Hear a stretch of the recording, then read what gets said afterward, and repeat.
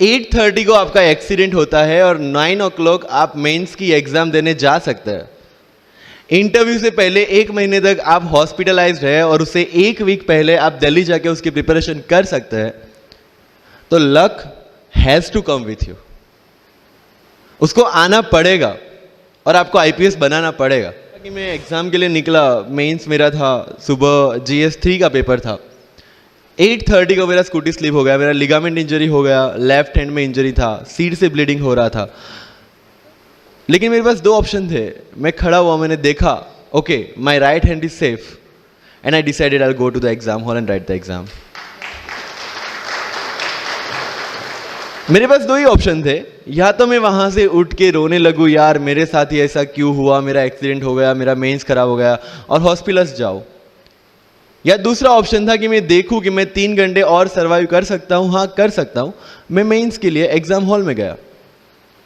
ये जितने भी फोटोग्राफ्स लगे हैं, सर ने जैसे बताया कि जितने भी इंसान सक्सेसफुल हुए, अगर आप उसकी लाइफ स्टोरी देखेंगे तो कहीं ना कहीं एक मोमेंट आता है जहां पे वो इंसान की जो स्ट्रगल है वो पीक पे हो जाते हैं। वो इस मोमेंट पे आपको डिसाइड करना है कि आपको वहां से यू टर्न लेना है या आपको वहां से आगे निकलना है। इन सब लोगों ने डिसाइड किया कि उनको वहां से आगे निकलना है, एंड दैट इज द फंडा ऑफ लाइफ। सक्सेस उन्हीं को मिलता है जो इस स्ट्रगल वाले मोमेंट से आगे निकलने की सोचता है। जब भी आपको लगे कि आपके सिर पे बहुत मुसीबत है, जब भी आपको लगे कि आप हर तरह से गिर चुके हैं, जब भी आपको लगे कि आपके पास कोई ऑप्शन नहीं है, तब एक चीज आप अपने दिमाग में लाइएगा कि यही मोमेंट है जहां से आपकी तकदीर बदलने वाली है।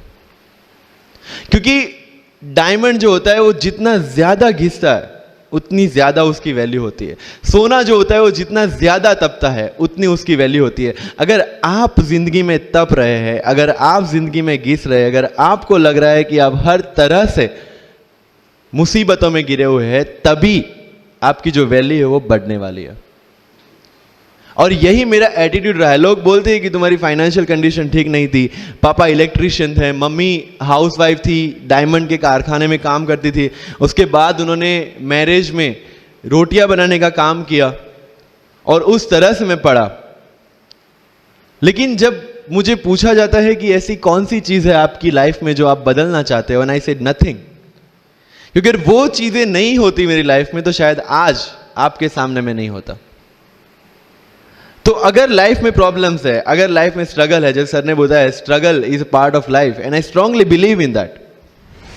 भारत वर्ष का सपना चंद्रगुप्त ने देखा, चाणक्य ने देखा, और उस भारत वर्ष को बनाने के लिए जब ये संघर्ष जारी था और तब राजा धनानंद की डॉटर दूरदराज से चंद्रगुप्त को प्यार हो जाता है, और जब चाणक्य उनको बोलते कि नहीं तुम्हें उससे दूर रहना है, तब चंद्रगुप्त बोलता है आचार्य कभी कभी सोचता हूं कि जिंदगी में या ये भारत के सम्राट बनने के लिए इतना त्याग, इतना बलिदान ना देना होता तो।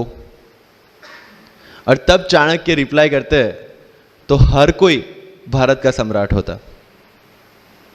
This is the fundamental rule of life. अगर आईएएस बनने के लिए, आईपीएस बनने के लिए सैक्रिफाइस करना नहीं पड़ेगा, अगर उसके लिए आपको त्याग नहीं करना पड़ेगा, तो आज पूरे इंडिया में हर घर में आपको आईएएस आईपीएस मिल जाएंगे। मुझे एग्जैक्ट डेट याद है, 23 मार्च को मेरा इंटरव्यू था। 20 फरवरी को मुझे हॉस्पिटल में एडमिट किया गया क्योंकि मुझे इन्फेक्शन हो गया था बॉडी में, एंड बहुत हाई फीवर था, तो आईवी के अलावा कोई ऑप्शन नहीं था। 1 मार्च को ठीक होके मैंने सोचा चलो दिल्ली निकलते हैं। 2 मार्च को मैं दिल्ली पहुंचा।